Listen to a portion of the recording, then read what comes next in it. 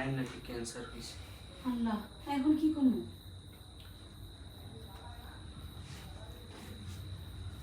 বললো বাংলাদেশ নাকি মায়ের ভালো কোনো চিকিৎসা হইব না, মায়ের ভালো চিকিৎসার জন্য দেশের বাইরে নিয়ে যেতে হইব।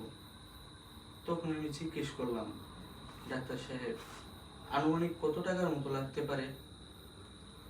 বলল না হইলেও 15 থেকে 20 লক্ষ টাকা লাগবে।